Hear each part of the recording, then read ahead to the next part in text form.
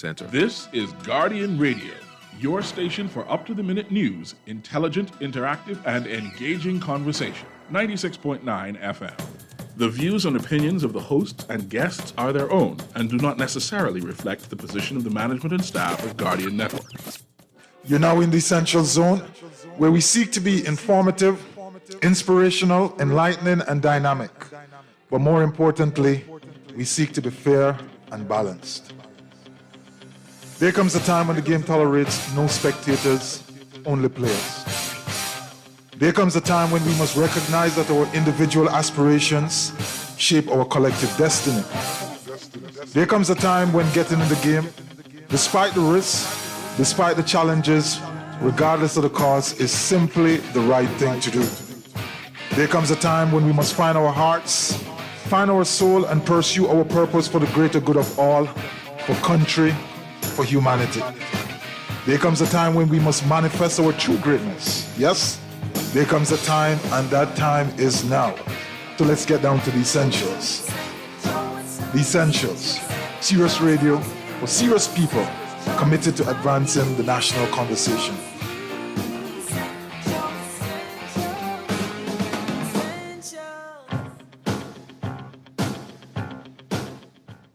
And good evening and welcome to the Essentials, the Reset. This is your host Hubert Edwards, and I'm very, very delighted to have you join us here on Guardian 96.9 FM. We are also streaming live on GuardianTalkRadio.com and also on my Facebook page, Hubert Edwards. You can find us there. This evening we plan to have a very insightful and fundamentally sound discussion with a very, very fascinating lady, an individual that many of you know of, may not know her, but she certainly is one who commands great attention and commands great respect. And we're going to have that conversation against the backdrop of the crisis, the twin crisis that we are going through, against the backdrop of the recent Moody's downgrade, against the backdrop of a recent election result and a new administration. And so we are going to get into it tonight, and we want you to participate. If you wish, you can send us your text. Text number is 422-4796. We would like to open up maybe to some calls, but we are a little bit cautious of that. We want to ensure that if individuals do call in, they're going to be very pointed in their question, very brief, and they're also going to maintain a level of modicum, which is absolutely, absolutely necessary.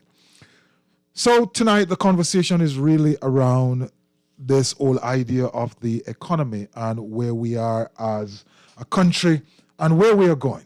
So let's get right into it. In 2020, writing on an analysis on the Bahamas, our guest said in her conclusion, after making some points, all of the above suggests that the Bahamas is facing a potential balance of payment crisis, which is possible in the next year or two, not because the government has not managed these crises appropriately, but because it is hard to imagine how a small, open, developing economy would be able to successfully survive its worst natural disaster in history and a global sudden stop within 1 year.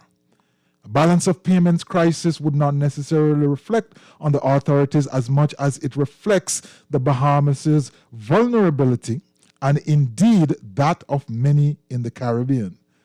A balance of payment crisis would not, in order to create the sustainable long-term progress we desire, we must reverse our poor policy choices, such as fiscal imprudence, which have contributed to our pre-existing conditions.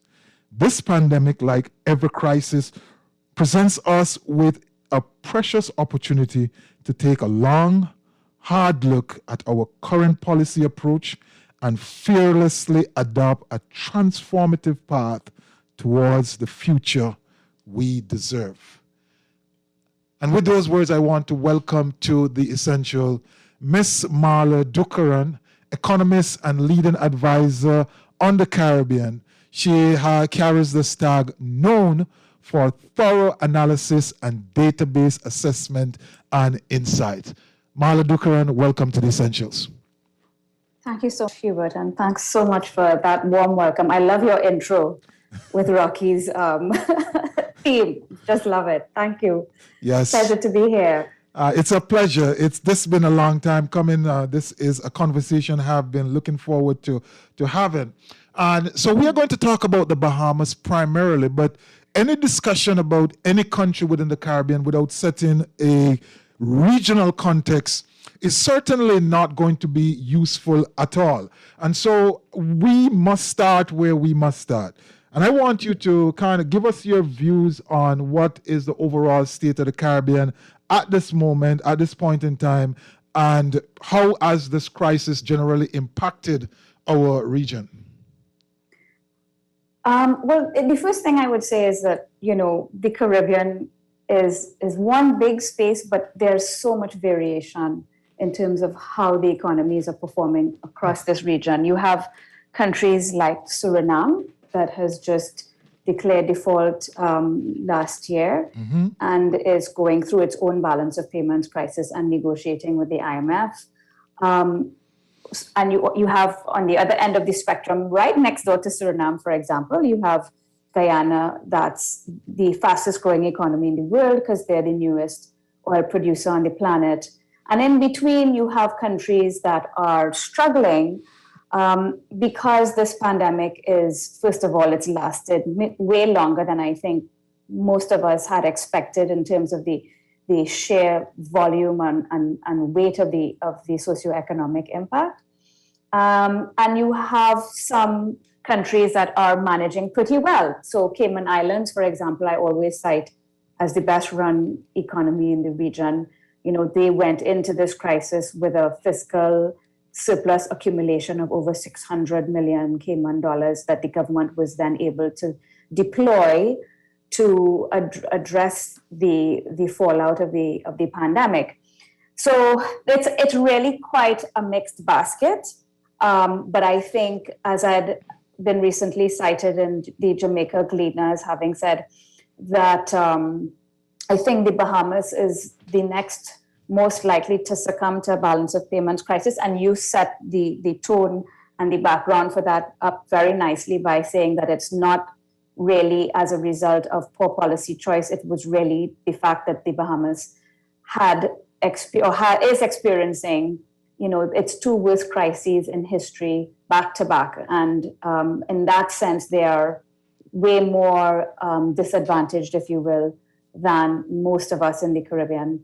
Okay. And then beyond the Bahamas, Trinidad and Tobago, where I'm from, I think is also going to be the next, after the Bahamas, most likely to suffer from a balance of payments crisis. Right. So, that article from the Jamaica Gleaner obviously circulated very widely in the Bahamas, and it caused some eyebrows to be raised and some wagging of the tongues. But we are going to get to that. But before we get to that, you said something which I think were the way you set it. The Caribbean is really a mixed bag. On one extreme, there is, let's take Suriname and maybe Trinidad, which is trending there, and a little bit Bahamas there, but we'll come to that. But on the other hand, there is Cayman. And you say Cayman is maybe the most well-run economy within the region. I think, in order for us to create some bright line benchmark, let's talk a little bit about Cayman. What is it that Cayman does and does so well, which makes it draw that conclusion in your mind, and which other economies, other countries can take from it? I'm so happy that you asked that question. And it's actually not rocket science. It's two fundamental things that they got right. The first thing is, in all of our economies, the government is relatively big, okay? In most countries, the government is the largest employer. It is certainly the largest economic actor. And so what the government does or does not do has implications for everybody and everything in the country. So the way that the government behaves and its policy agenda is very, very important and fundamental to the way that the economy will perform. So fiscal policy, in my view, which is government revenue and expenditure policies, basically, to me, fiscal policy is the most important policy in all of our countries in the region, simply because the government is so large and so important. Mm-hmm. And so because the government is so important and because fiscal policy is, in my view, paramount, you have to get fiscal policy right. You cannot consistently spend more than you earn. You cannot consistently rack up debt and expect that life will continue along a happily ever after path. At some point, things will fall apart. And so the countries that have prudent fiscal policy are the ones that are more likely to have a better performing economy. And the Cayman Islands has a fiscal framework, basically fiscal rules that limits the size of their deficit and the amount of debt that they can incur. Because remember, the Cayman Islands is a non-sovereign. It's a British overseas territory. Right. Jamaica also implemented a fiscal framework, and so did the Bahamas. And I did congratulate in one of my reports that I wrote, I did congratulate the then government of the Bahamas, the ones just recently voted out. The FNM administration. Right, thank you, for implementing this fiscal framework in the absence of an IMF program, because most countries really do it under an IMF fund-supported program.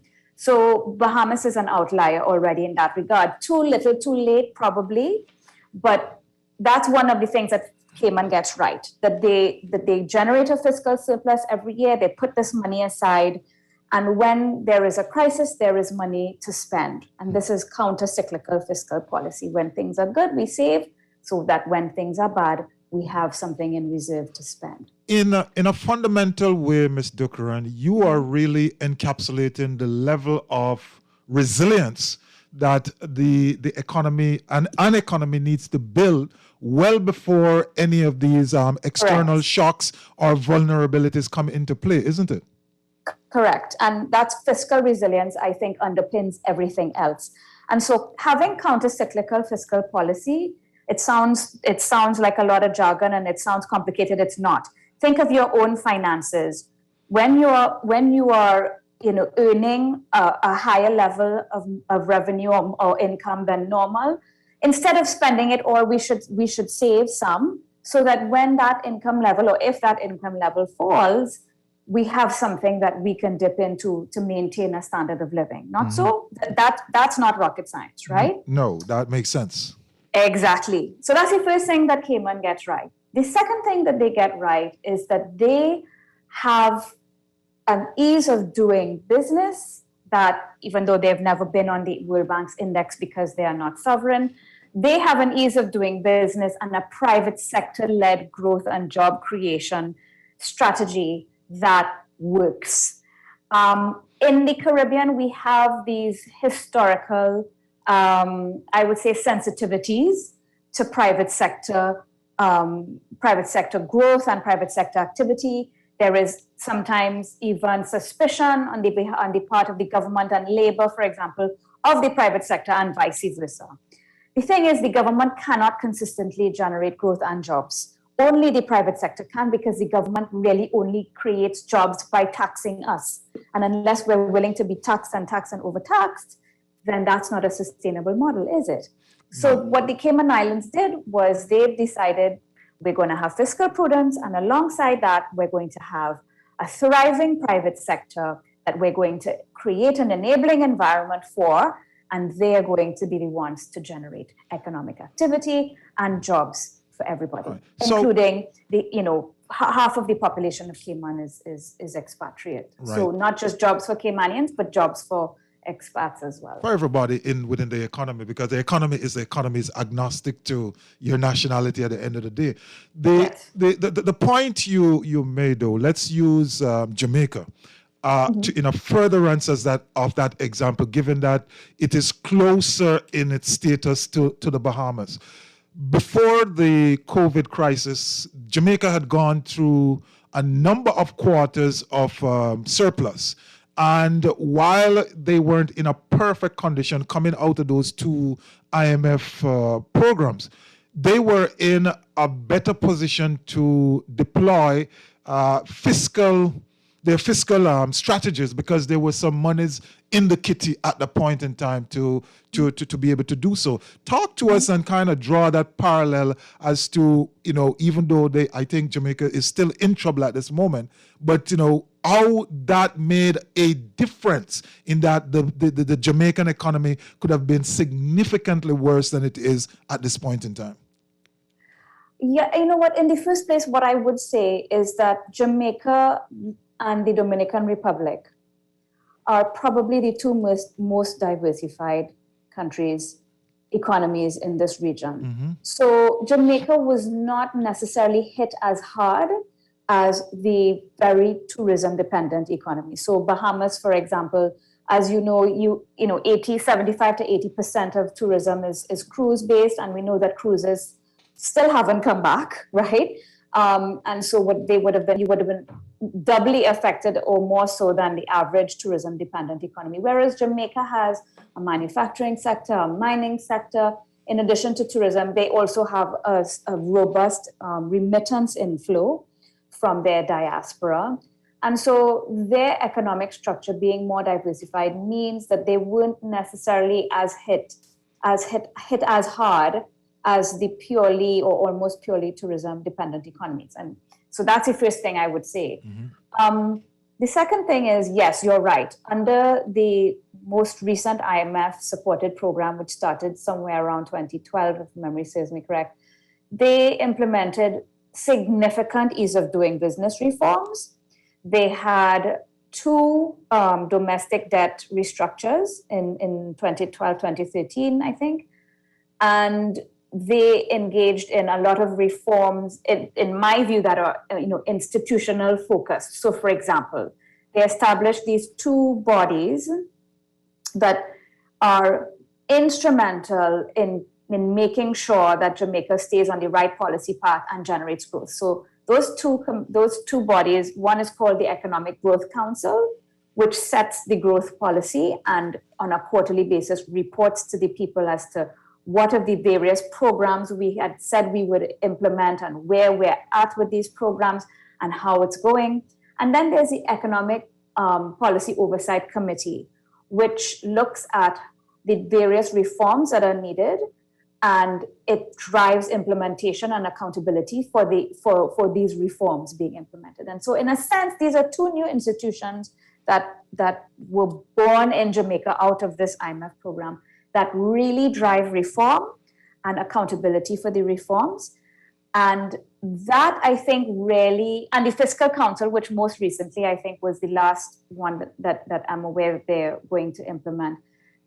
So that's basically three new institutions. Yeah. And I think those are important for those who follow. Exactly. I think absolutely. They drive accountability, and that's also very important. Yes. A government can come to you and say in its budget speech or in its manifesto that I'm going to do all of these wonderful things. And then in a year's time, which is what happens in my country, they come and they repeat the same things. And nobody says, well, this is what I did, this is what I didn't do, and this is why.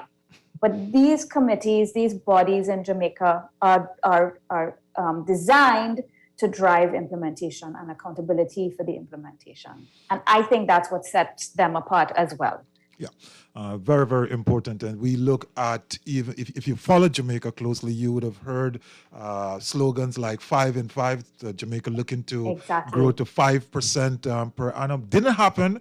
There was a lot of success without the critical growth which was desired, but nonetheless, they were able to move the needle forward. And one of the most fundamental needle that was moved forward, Ms. Dickeran, was the fact that they were able to, for the first time in a very, very long time, reduce the debt to GDP below 135% it was, and consequently freed up capacity to start investing in infrastructure.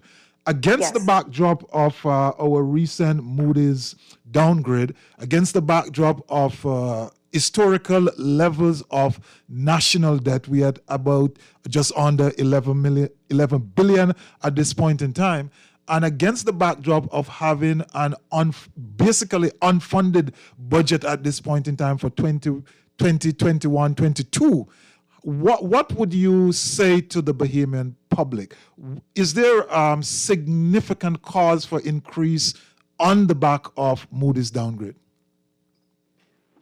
The first thing I would say is that when I know many politicians, I don't know if this is the case in the Bahamas, but certainly in my country, many politicians demonize the IMF and the policies that they used to implement back in the 1980s, for example, which were not necessarily designed for developing countries and did do some damage.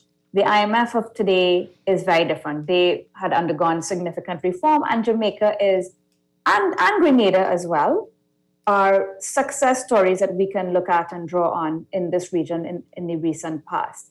I would say to the Bahamian public that, yes, you faced the worst two crises ever in your history, but a balance of payments crisis is not the end of the world. I'm in Barbados right now. Barbados had a balance of payments crisis in 2018 and went to the IMF.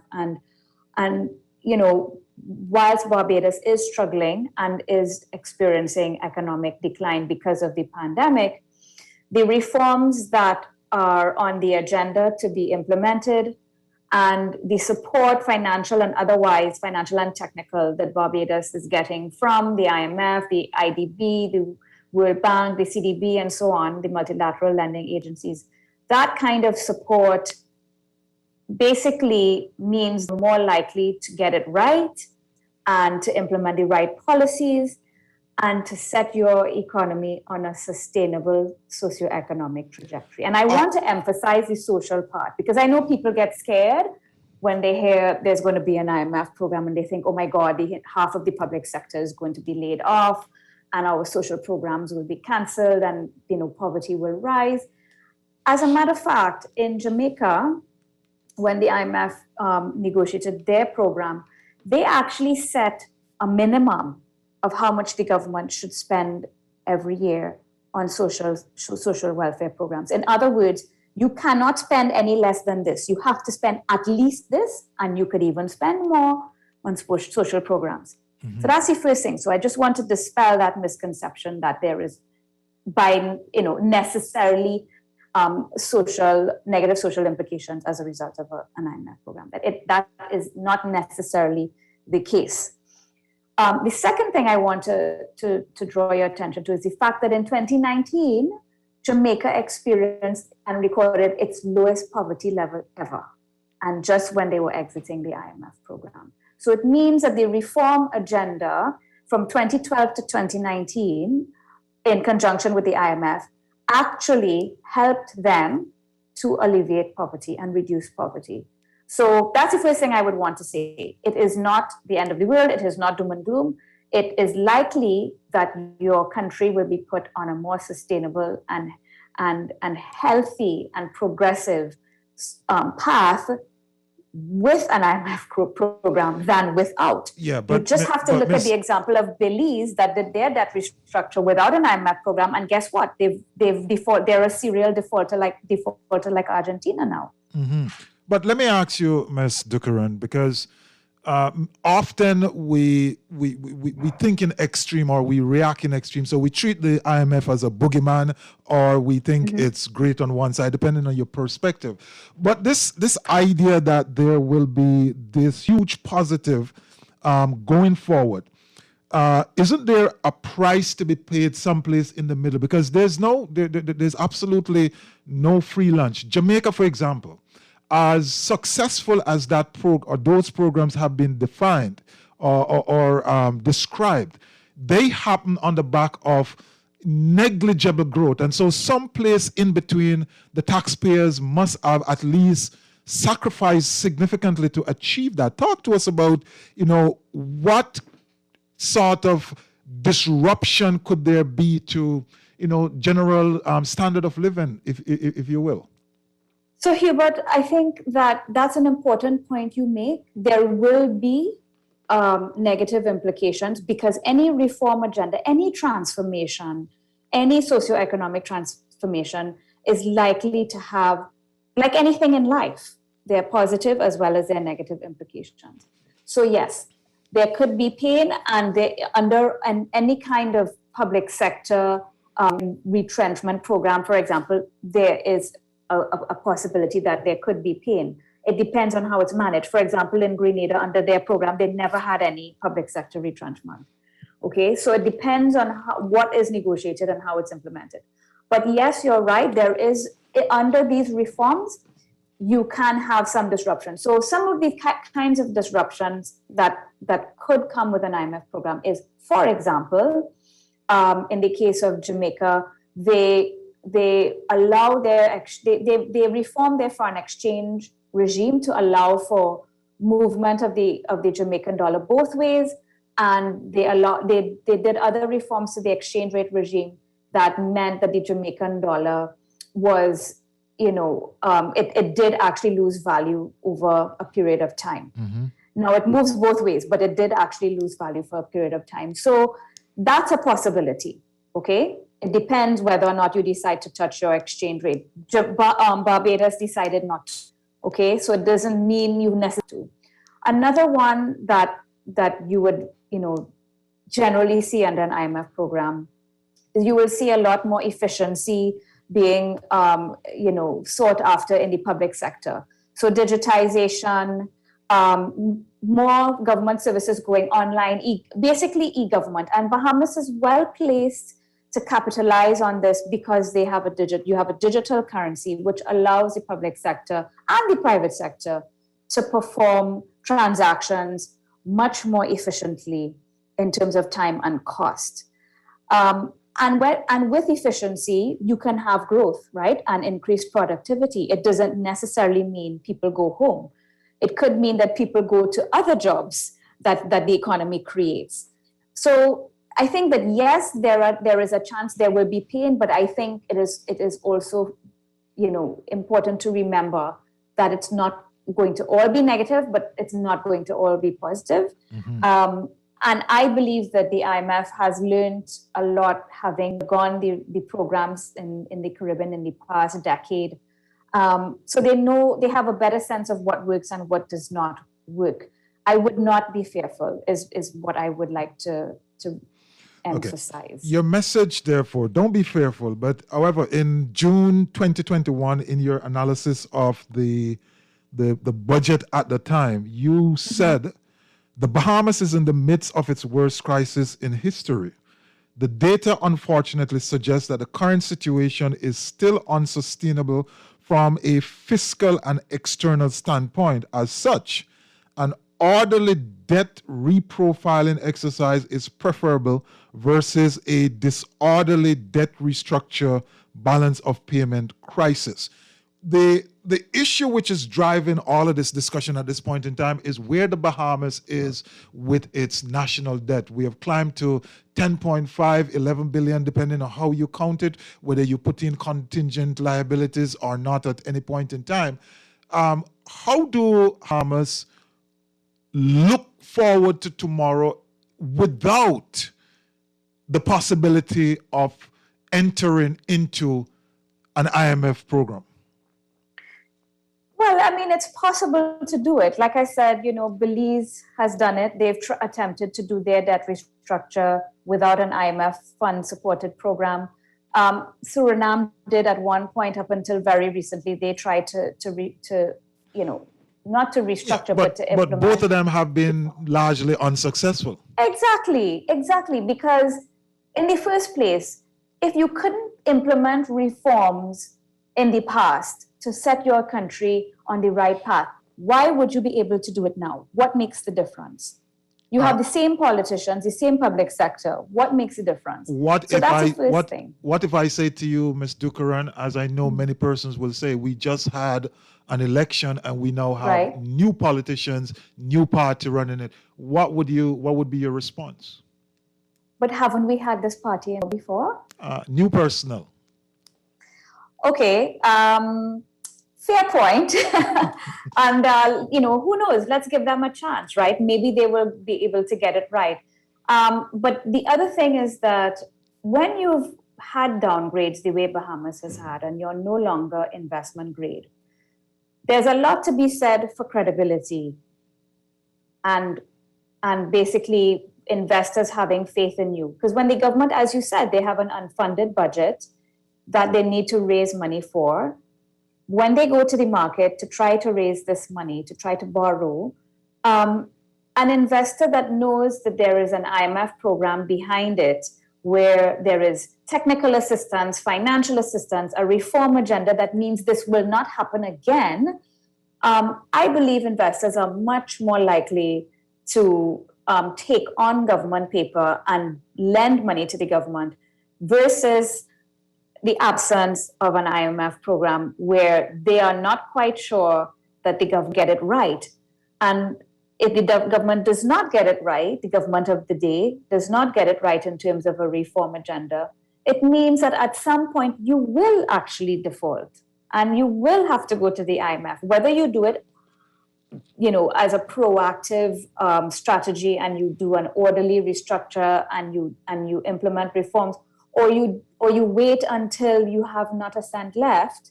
There's a big difference between what that looks like, those two options, right. Okay? And we don't want to wait until there's absolutely nothing left. Okay. So I would say to you that there is a lot more credibility and transparency as well when there is a fund-supported program versus when they go it alone. And that's just been the evidence from around the region. Okay. And so we are having this conversation with Marla Dukran, Caribbean economist and advisor. And we're hearing about the pros and the cons, the ins and outs. We are putting things in context within the region. We are, or at least offering examples from Suriname all the way up to Guyana, which I think now is growing expected to grow at about 40% per year. And before that, it was as much as 80%, I think. So Yes. We are going to run the full gamut. We are hearing that Cayman, and this I know will cause us to stand up and think, because we often make the comparison of the Bahamas with the Cayman, given the similarity, especially in the financial services industry. And so we are, we want to get into the ins and outs. We want to, at the end of the day, when we finish this, ladies and gentlemen, we want to have a better understanding of where we stand and the options available to the government, to this new administration especially. So you're listening to The Essentials, The Reset. We're going to take a break here, and when we come back, we're going to talk a little bit about debt and the impact, and debt to GDP and benchmark, 30%, 60%, 100%. What does those things mean for the capacity and the ability for a country to grow? Don't move. Come right back.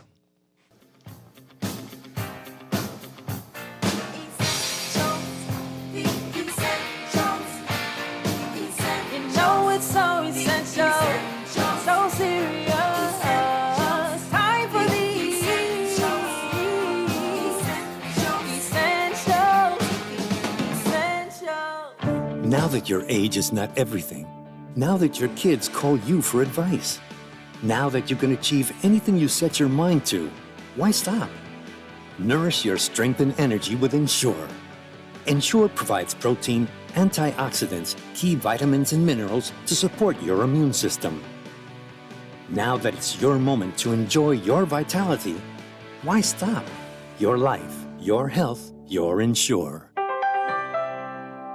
The new Guardian Radio app is here. Listen live to all our Guardian Radio shows and live video stream select programs in our studio. Get information about Guardian Radio shows and our hosts. Send messages, including text, email, and all from our amazing new Guardian Radio app. Download it free today in your App Store for your Apple device or Play Store for your Android device. The all-new and improved Guardian Radio app.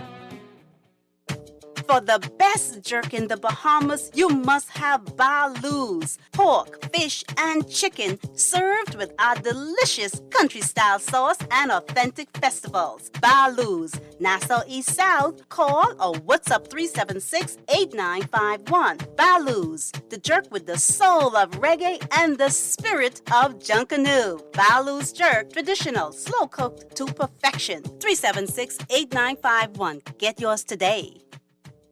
This is Guardian Radio 96.9 FM. Fresh news, smart talk, all day.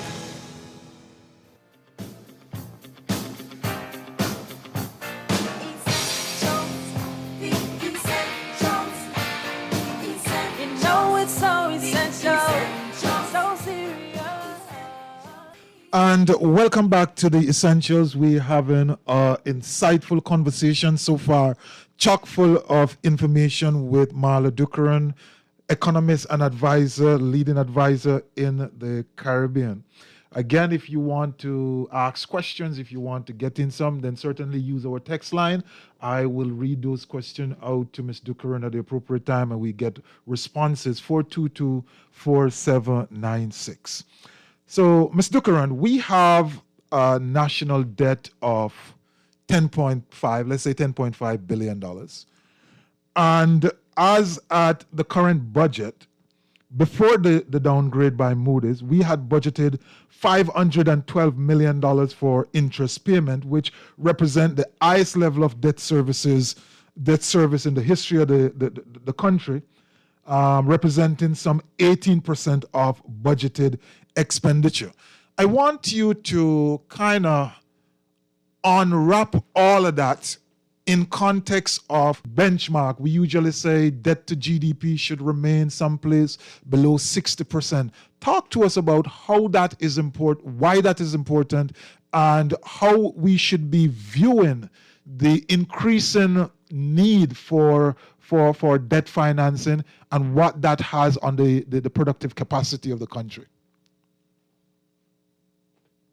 We talk about that. I just want to give a little bit of an explanation as to why, because I guess a lot of people don't understand why this is important, and there are those who believe that you should just borrow and then get forgiveness and continue to borrow.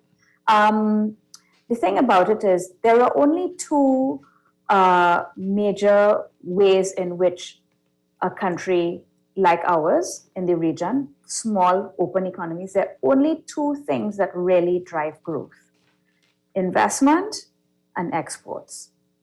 Everything else, government spending, private consumption, imports, all of net drain on our economy because it is heavily import dependent, right? Investments and exports is how we grow. When the government spends and overspends consistently over a period of time, it means that they are leaving less money to invest, to spend on healthcare, education, infrastructure, and all of those things, as you rightly say, increase the productive capacity of our country because they have to spend more and more money servicing the debt that they've incurred because they've overspent. So that is why debt is a problem.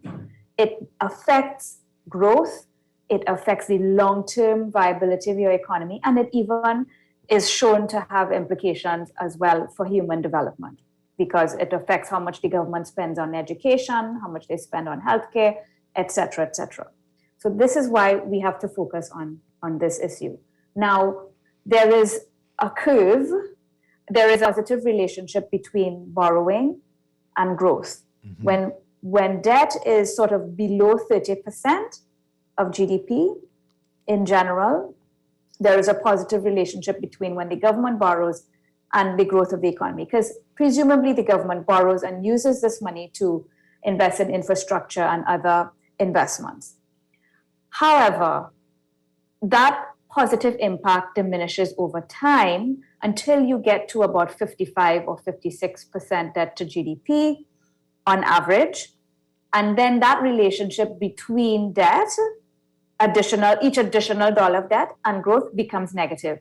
So each additional dollar of debt, once you've crossed 55 or 56% debt to GDP, each additional dollar of debt actually causes your economy to shrink. So basically, before you go, I just want to make sure that persons hear that.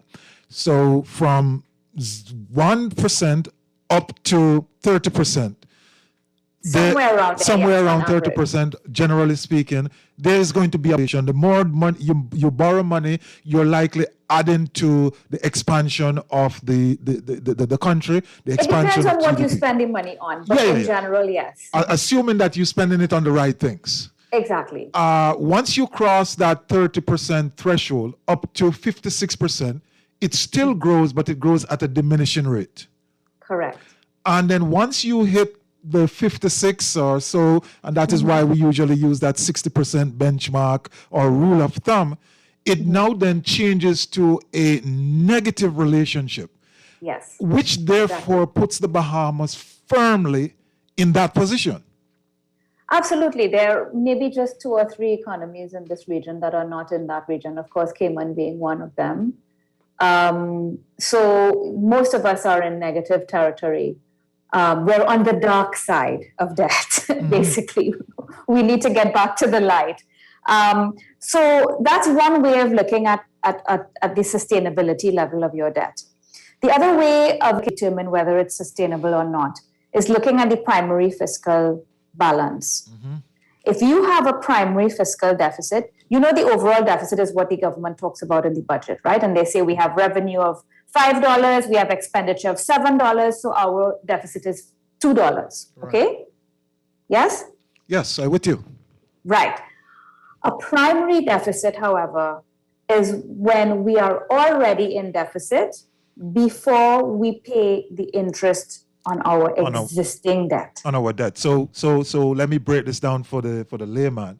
So you are working $100 per week, all right? And you make up a budget. Of course, you owe the bank $5,000. And before you make allowance for the interest you're supposed to pay on that $5,000, you already run out of money. Exactly. You are in a deficit. So you are displaying a primary deficit. A primary deficit. And when you know that you are in unsustainable debt territory, regardless of what your debt to GDP is. It means your debt is already unsustainable because you are borrowing to pay interest on loans that you already took. Right. And the Bahamas in its 2021-22 budget, I think, had a primary deficit of somewhere around $30+ million. I can't remember the exact figure, but there is a primary deficit in this current budget. Yeah, I am seeing here in my data for 2020 to 2021, 930 million is the primary deficit.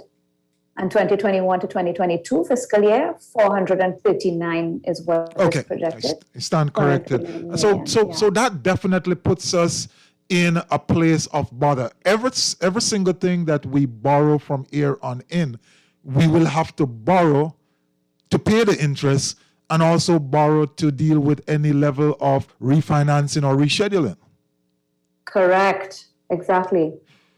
Now, Ms. Dickeran, we have a new administration, and there's always the possibility, as we have explored earlier, that with a new administration, and if especially there significantly new personnel, you could have a new way of thinking and you could have a different outlook. But as election goes, the party usually makes certain promises. In this instance, the Bahamas is now under the leadership of the Progressive Liberal Party.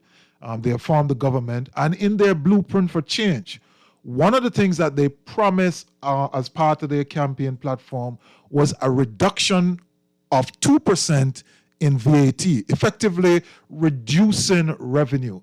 How do you see this in light of the stock of debt that we have, a primary deficit, and the most recent downgrade from Moody's? Is this a wise move?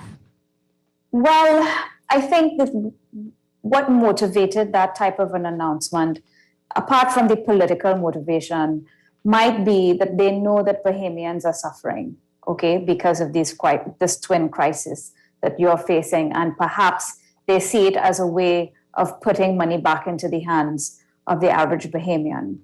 The thing about it is that kind of policy in and of itself, all other things remaining the same, will cause a reduction in revenue. However, unless they announced some revenue measure or measures, for example, I know that a corporation tax has been discussed, and we know even globally there is a discussion underway about implementing minimum corporate income tax. Yes. Perhaps that's the trade-off that they had calculated. I am not sure. Well, you brought up a very important point and a very sensitive point for the Bahamas. I think right after the IMF, corporation tax or income tax is the next boogeyman. Scariest. The next scariest thing for the Bahamas. So the moment you mention corporation tax or income tax, there is going to be a significant blowback. But the larger point you're making is if the tax treatment is revenue negative, then as a policy position, it's going to be challenging. Absolutely, because it then makes the deficit bigger, and it means that the government has to borrow more. So, it's from a policy perspective, unless there are mitigants, and maybe the corporation tax is one of them, I'm not sure, it does not sound like a wise move. The other thing is that, and I want to highlight this, that the VAT in the Bahamas is actually the most efficient VAT in the region in terms of the way that it's administered.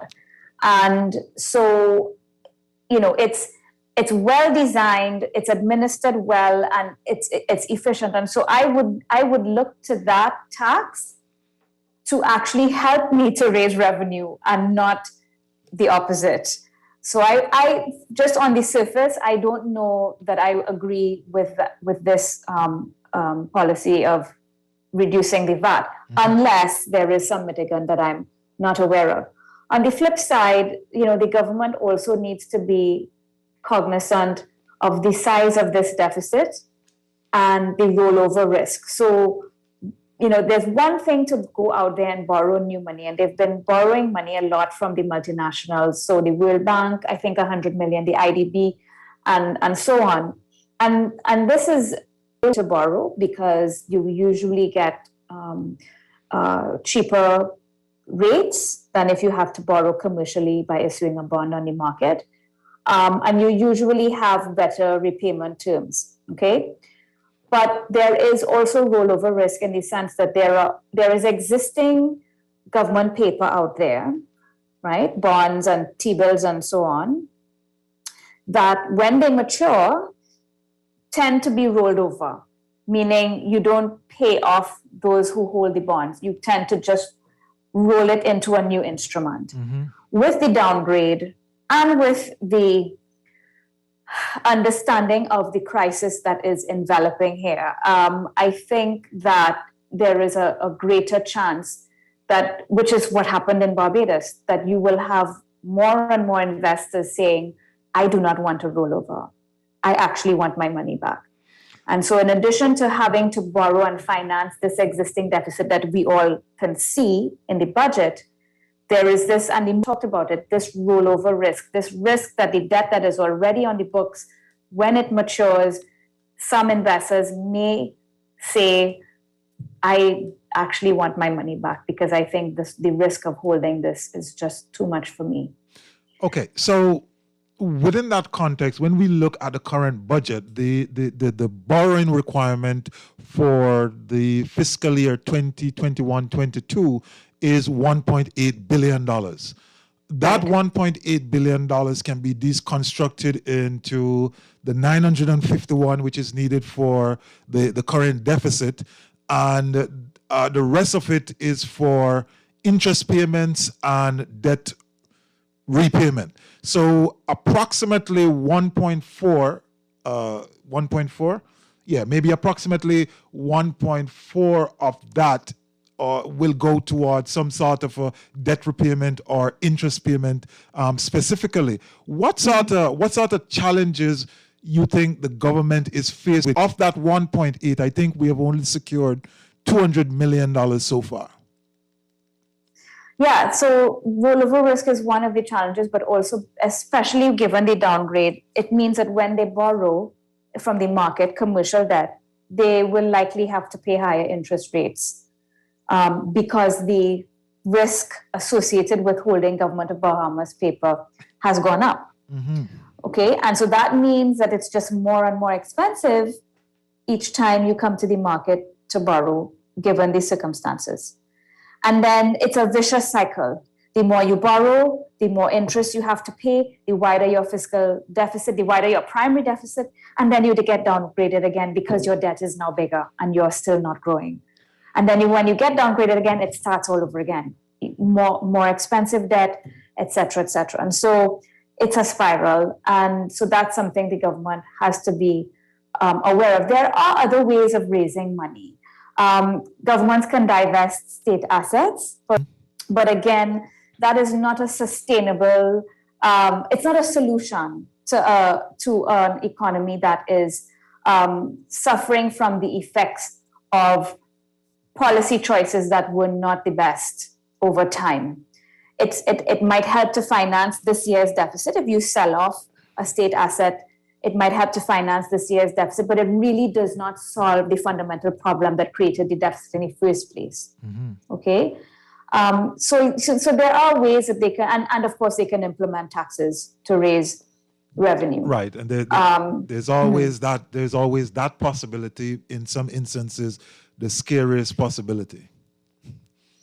Well, I guess to some it's scary. I mean, I've spent my whole life in a country where we had income tax and corporation tax and VAT. So, and we still get by. So, I mean, it's not the end of the world. But I understand from a cultural and historical perspective, it's not what you're used to. Right. Now, I want to ask you, because you know, the kind of spiraling, sitting in that type of a vortex where you get to this point of critical mass that every decision gets squeezed through this vortex of a very heavy debt burden, and you now have to start making choices. But, as someone watching via Facebook just indicated, that the problems of the Bahamas started with Dorian. If I was to say that to you, Ms. Dukaran, would you agree? Would you disagree? I do not agree. Why? Bahamas was downgraded to non-investment grade before Hurricane Dorian hit. So there were challenges. When I first started really looking at the Bahamas economy, it was in 2011 when I had joined RBC as their economist for the Caribbean. And it was clear to me back then in 2011 that there were problems. Not unlike many countries in the Caribbean. I'm not singling you out, okay? But it was clear to me that there were problems. And in the downgrade, I think, was it in 2015 or 16, where S&P downgraded down to non-investment grade. And so, to say that the problem began with Dorian is not a fair statement. Okay, so there was fiscal imprudence that led us to a heavily indebted situation, primary fiscal deficits, and an unsustainable debt level that led us to non-investment grade or junk, as people say. And then you had Dorian, and then you had the pandemic. So these two crises made things impossible from my perspective, yes. But they are not the cause of the problem. Isn't it just more than a little bit, well, let me put it this way. Isn't it important for us to actually fess up to the position that there were and still remain significant structural weaknesses in the economic arrangement of the Bahamas in order for us to go about making the fundamental fix, which is going to secure the resilience that we need, even as we try to grapple with this particular crisis? Absolutely. The only way you can fix your problems is by, first of all, identifying what they are. I think that an overdependence on tourism is a challenge for not just the Bahamas, but for many other countries in the Caribbean. In your case, in the Bahamas, it's particularly difficult at this time because of how heavily dependent you are on cruise tourism, particularly the East Coast US, which, cruise tourism, I think, is not going to come back for a while, and certainly not the way it used to be. Because we know now that cruises were a vector to spread this virus. And so we know they were cutting corners as it relates to sanitation and so on. So I think that's one of the problems, this overdependence on tourism. The other thing is this is a problem in most Caribbean countries. As we discussed earlier, you need to put something aside so that when things turn south, we have something to rely on. And I'll give you an example. In Trinidad and Tobago, we have the region's only well-established sovereign wealth fund. We call it the Heritage and Stabilization Fund. Right now, it's got about $6 billion in it. Successive governments in my country have only ever deposited $2.6 billion into this fund. But the fund manager over the years has been able to earn multiple times that, like probably about $7 or $8 billion over the years, based on the 2.6 that was invested. And so the government is able to draw down on this fund to finance a proportion of its fiscal deficit every year, based on the legislative amendment that they passed. So my point to you is that don't think that you 100 million that I can save, that 100 million can grow into $1 billion, and become something substantial. I think it's important for every country to have some sort of a fiscal buffer that they contribute to every year, that's there, growing, and can be accessed when fiscal revenues collapse. And that is certainly, I think, an important aspect.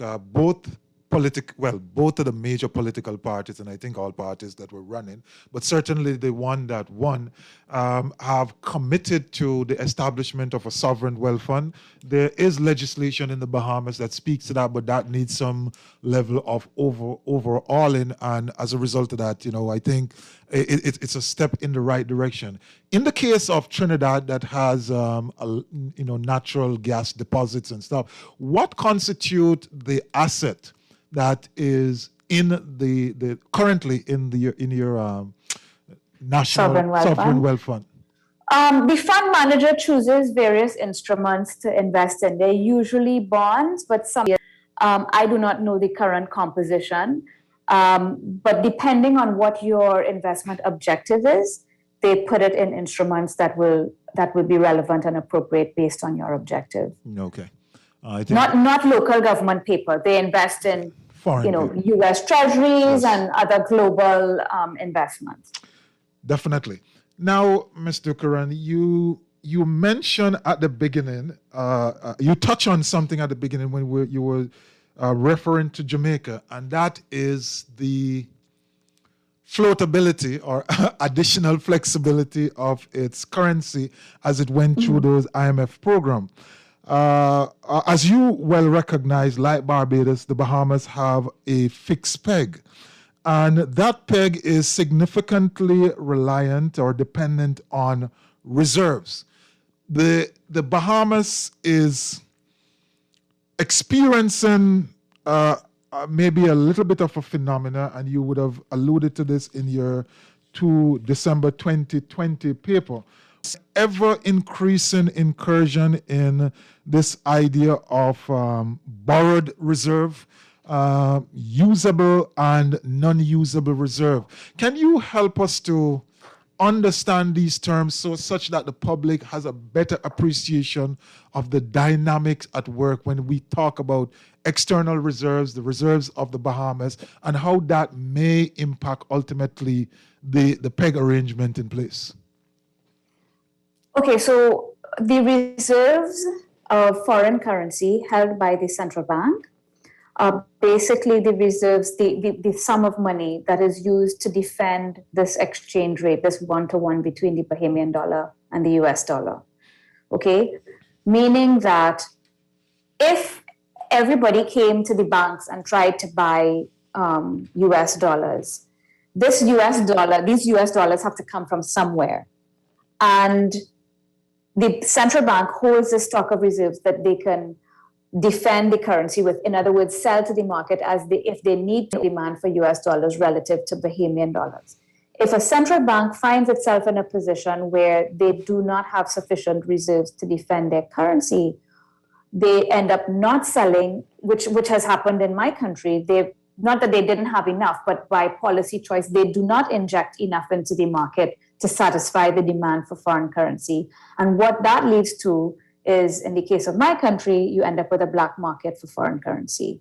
Okay, so the value of the Trinidad and Tobago dollar officially is $6.8 Trinidad to $1, but on the black market, it's anywhere around $7.50, $8 Trinidad dollars to $1. So this is why it's important for the central bank to hold the stockpile of foreign currency to defend the exchange rate with its local currency. And in general, the level of reserves you want to hold, there are two measures that we look at. In the first place, there's a precautionary benchmark of you want to hold at least 3 months worth of import cover in your reserves. Meaning, let's say your import bill is 100 million a month, you want to hold at least 300 million of foreign reserves in the central bank, so that should something happen and there is a crisis, you have 3 months of buffer that you can sell to the market so that they can pay for their imports of food and medicine and whatever else that we need to import. The other benchmark we look at with respect to how much reserves do we need to have, if your exchange rate is 1 to 1 and you have, let's say, 100 million Bahamian dollars in circulation in terms of your money supply, you want to have 100 million US dollars sitting in the central bank to back this Bahamian dollar, these Bahamian dollars you have in circulation in the local money supply. So that's the other benchmark we look at. There are instances where you have countries that continue to print and print. This happened in Barbados in the run-up to 2018 default, where the central bank pretty much doubled the money supply in a time frame of about 4 years leading up to 2018.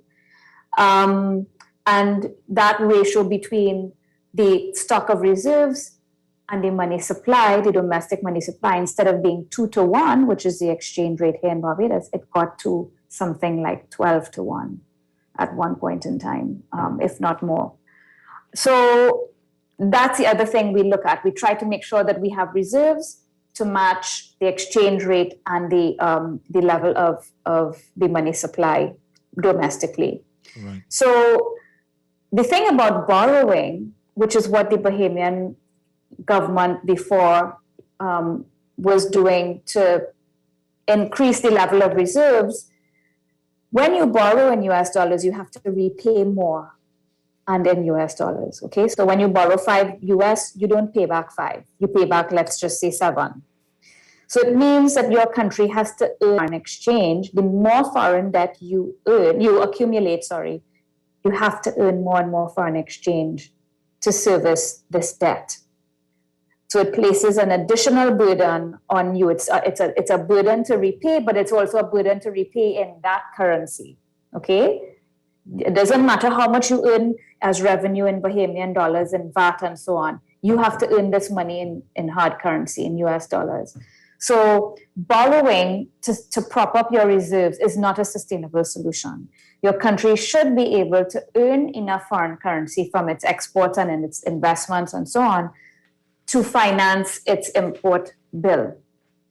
And one of the ways in which we experience a net outflow of this foreign currency, as we had experienced in Bahamas, in the last, and most countries in the region, is the fact that the government spends more than they earn.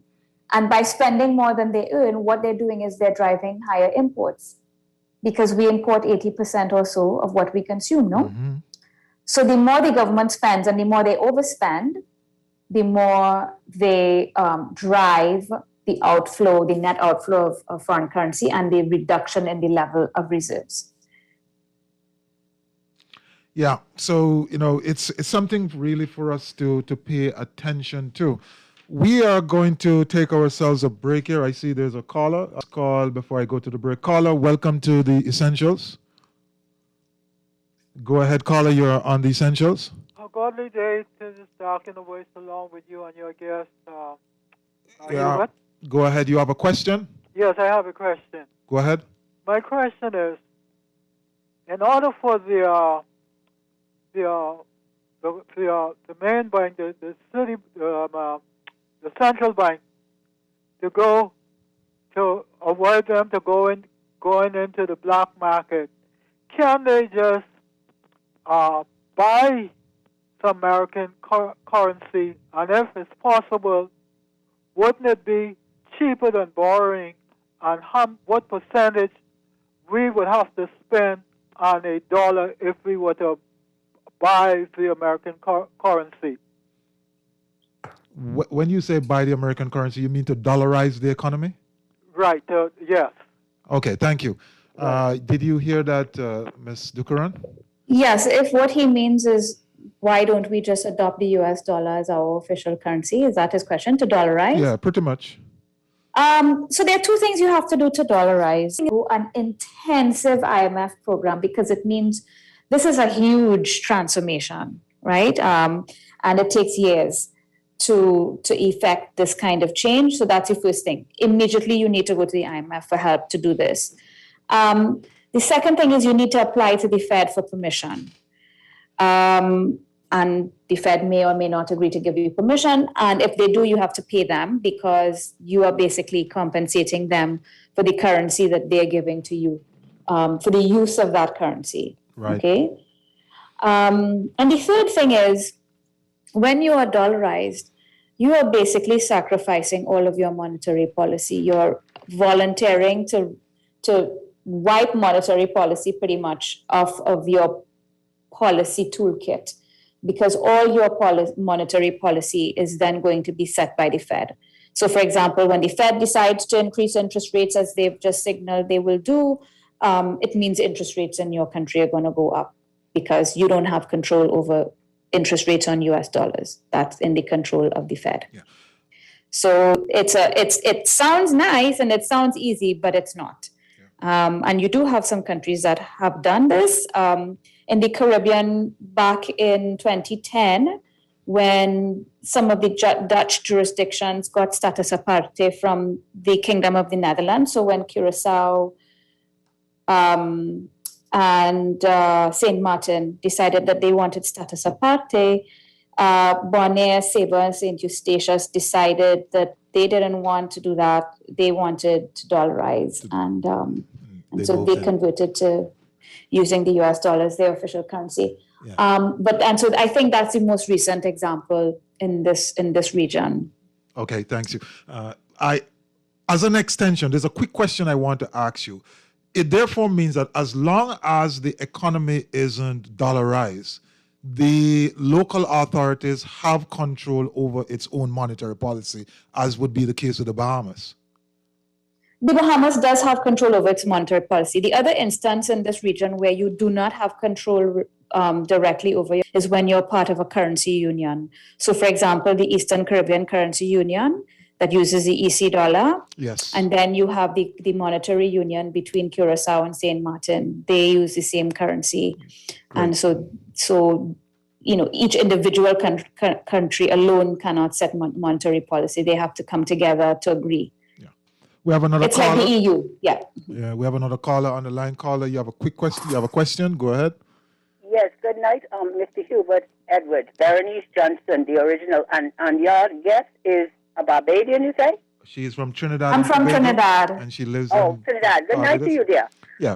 My question, and not question, but no, we're only doing questions. You have a question, ask your question. Okay, well, my question will be, how is it that the British territory of Turks and Caicos Island, that is not who has severed ties with the Bahamas, is enjoying the privileges of the United States of America currency, where we, as the American protectorate, the Bahamas is the protectorate, is not doing so?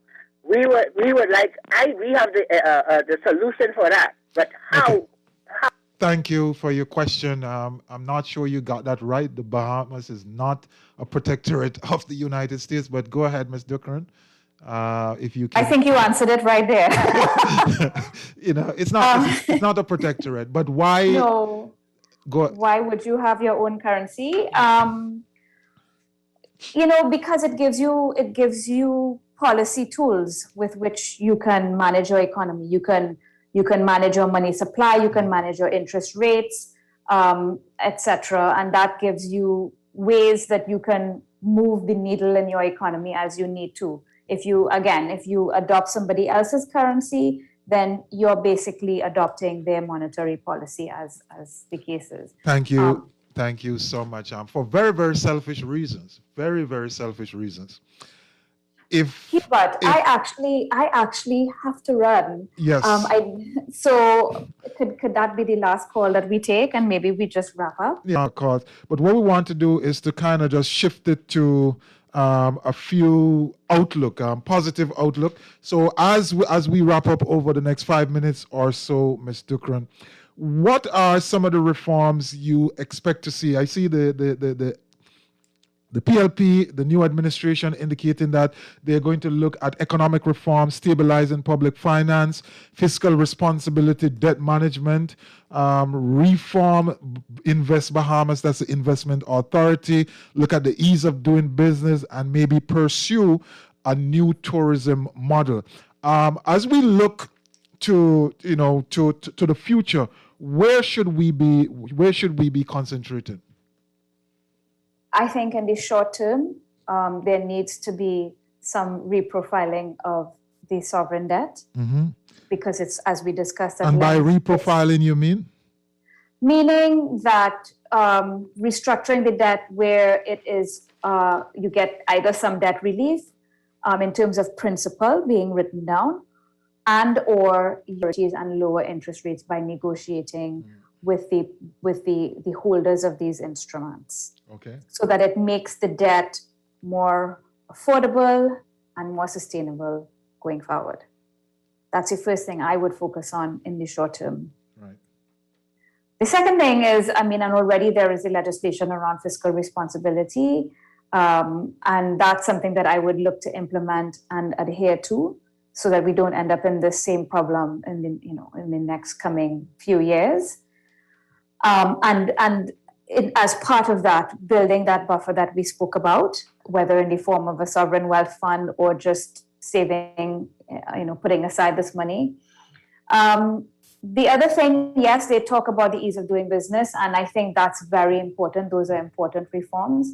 I think that, Bahamas and Barbados being the only countries in the region that have foreign exchange controls, I actually think that foreign exchange controls are a major deterrent and disincentive to foreign investment.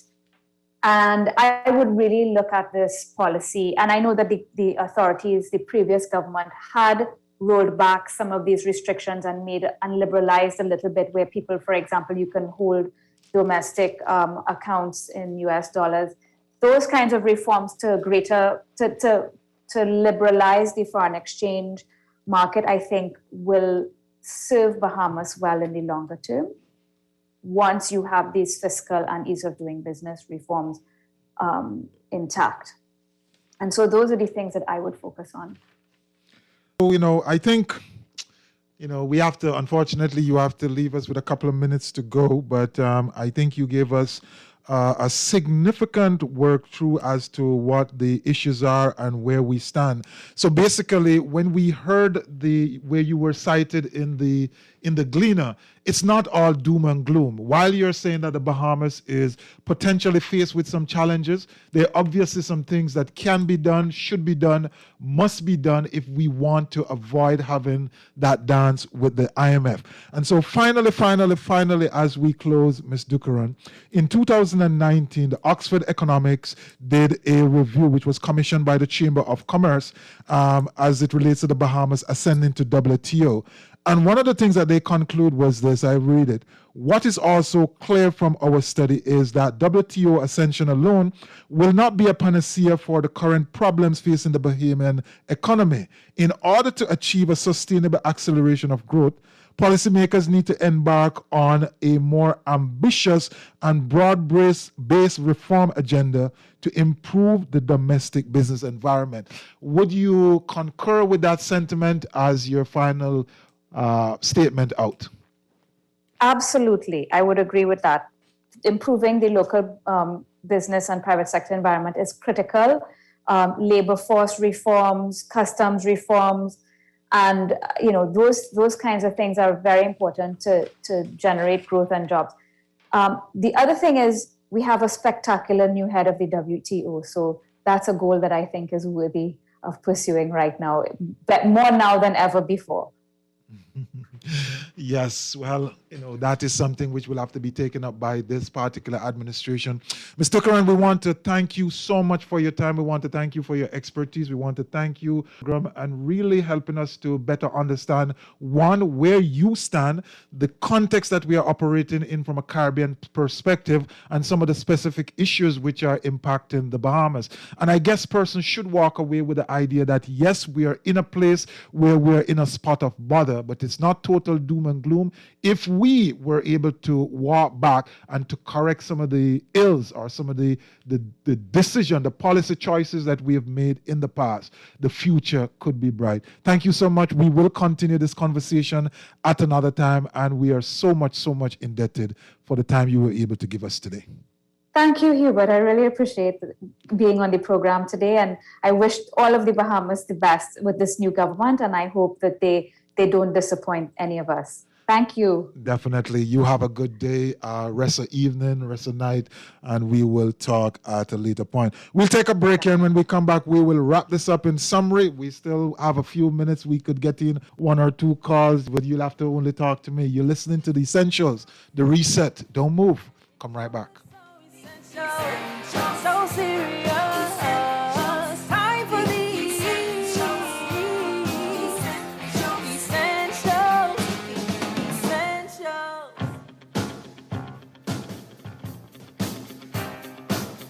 Now that your age is not everything, now that your kids call you for advice, now that you can achieve anything you set your mind to, why stop? Nourish your strength and energy with Ensure. Ensure provides protein, antioxidants, key vitamins, and minerals to support your immune system. Now that it's your moment to enjoy your vitality, why stop? Your life, your health, your Ensure. The new Guardian Radio app is here. Listen live to all our Guardian Radio shows and live video stream select programs in our studio. Get information about Guardian Radio shows and our hosts. Send messages including text, email, and even call. All from our amazing new Guardian Radio app. Download it free today in your App Store for your Apple device or Play Store for your Android device. The all-new and improved Guardian Radio app. For the best jerk in the Bahamas, you must have balus, pork, fish, and chicken served with our delicious country-style sauce and authentic festivals. Balus, Nassau East South, call or WhatsApp 376-8951. Balus, the jerk with the soul of reggae and the spirit of Junkanoo. Balus jerk, traditional, slow-cooked to perfection. 376-8951. This is Guardian Radio 96.9 FM. Fresh news, smart talk, all day.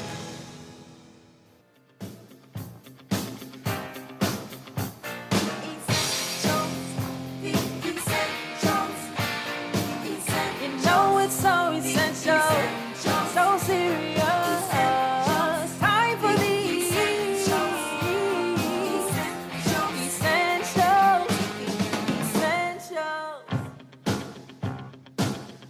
And welcome back. I thought that was a wonderful conversation. I thought that it gave us some good perspective. It also set, importantly, in context the news item that we saw coming out of the Jamaica Gleaner, where she spoke about us making it into the embrace of the IMF. And if nothing else, that was one of the things which we wanted to get out. As I was saying before she indicated to me that she had to run, if for nothing else, I am glad that she cleared up this whole idea of a monetary policy and the Bahamas policy. I have too often heard persons who ought to know better make the argument that we have no monetary policy, and as a result, that excuses us from not doing certain things that we ought to do. I have rebutted it in the past, but I'm certainly glad that Ms. Dukaran was able to do that this evening. Why is this important?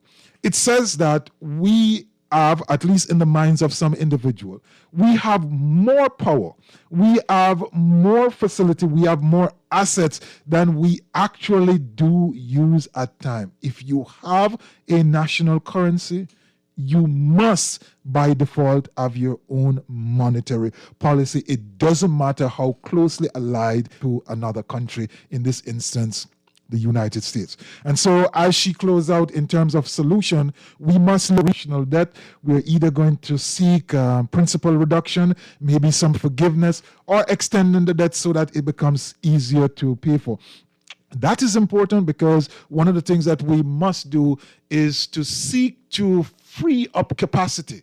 To be paying out 18%, well, that was the number, to be paying out 18% of total expenditure to debt financing, that which is likely to increase as a result of Moody's, is way too significant at this point in time. We have to find ways where we can pump more money into infrastructure and to be able to season the economy for future growth. Fiscal responsibility, we have started on that track. That was a significant thrust under the F&M administration that has to be continued. It has to be enhanced. It has to be made better. And adherence is going to be fundamentally important. She also made a point that we must, as a country, build a buffer. This is important. You have to save for a rainy day. There is absolutely no way you can spend and not be in trouble when trouble comes around. So we have to get to the point where we are seeing buffers, and buffers are usually created when the country is able to perform and deliver surpluses. But we may not be there yet. The starting point is, and this is encapsulated in the PLP's manifesto, the PLP's blueprint for change, is the development of a sovereign wealth fund. However that is going to be structured, we don't know. We don't need to know. Me and you don't need to know. The experts will do that. But we have to get to that place where we start saving for tomorrow. We have to get to that place where we have monies put aside to deal with some of these external shocks, to deal with the known vulnerabilities. And one of the important points that was made tonight was, in response to one of our listeners via Facebook, that the problem of the Bahamas started with Dorian. It is not accurate, and to hold on to that, and you are my friend, I know you very well, we interact a lot on Facebook, but if we are going to hold on to that position, then it's very likely that we are not going to solve the problems of the Bahamas. For many decades before Dorian and the COVID crisis, the Bahamas have been struggling with a multiplicity of problems. In the era of energy, BPL, in the era of state-owned enterprises, in the era of Bahamas Air, in the era of infrastructure and not having infrastructure at the level. We have seen over the last 10 years or so, where on a consistent basis there have been reduction in capital expenditure, largely as a means of managing the wideness, or to restrict the growth of the deficit. Pretty much that's what it is. So we know that we have some significant problems. We know that we have some significant challenges. And we certainly want to get to the place where we first admit and own up to those situations so that going forward we can fix it. One texter said, thanks, Mr. Essentials, the reset. So we want to thank you for listening. There was another individual who made a couple of points that without large-scale manufacturing in the Bahamas, what can we rely on for new money influx other than export of fisheries, resort, corporate investment, natural resources, tourism, or treasury salvage? I understand there's $1 billion or so treasury to be recovered. Maybe we can get a portion of that.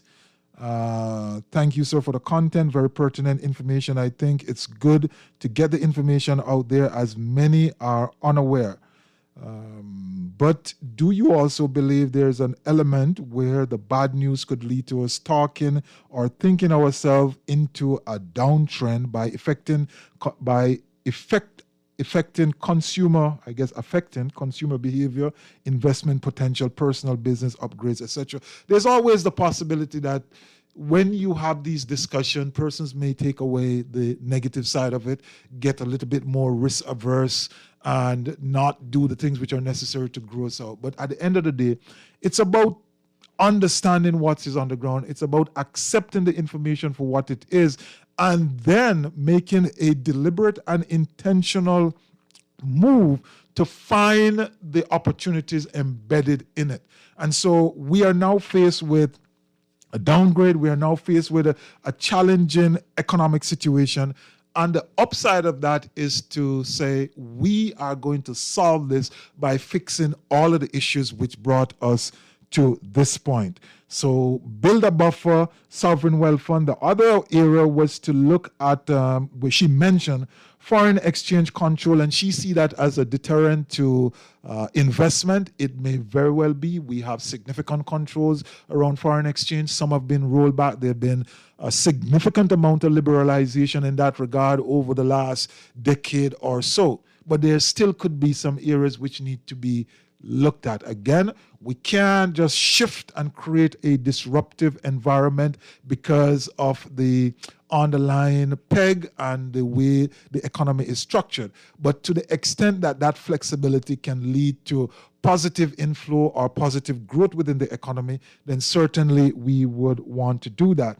And then finally, in response to the idea promulgated by Oxford Economics that the way the Bahamas is going to grow and to achieve sustainable accelerated growth is for the policymakers to embark on a more ambitious at the time, and broad-based reform agenda to improve the domestic business environment. So if we reverse engineer that to today, basically what needs to be done is we have to become very, very aggressive, sensibly so and strategically so, but we have to want to garner more. We can't be tweaking and tiptoeing around the big issues. We have to become very pointed, very clinical, and attack the issues where they are. As I said in my recent article, we have to face the brutal facts which confront us. Not losing hope, not believing that we cannot do it and we cannot achieve it, but certainly being confident that we can get it done. But the only way we can get it done is to face up to them and to start to solve them. We are going to leave the conversation there as we are clean out of time. But as usual, we always say to you, never, ever, ever allow your greatness to become a victim of your unwillingness to change. We have had a very good conversation tonight, a very good discussion, and we look forward to future conversation. So walk good, be good, don't get into any trouble, abide by the protocols, one love, God bless, Jagai.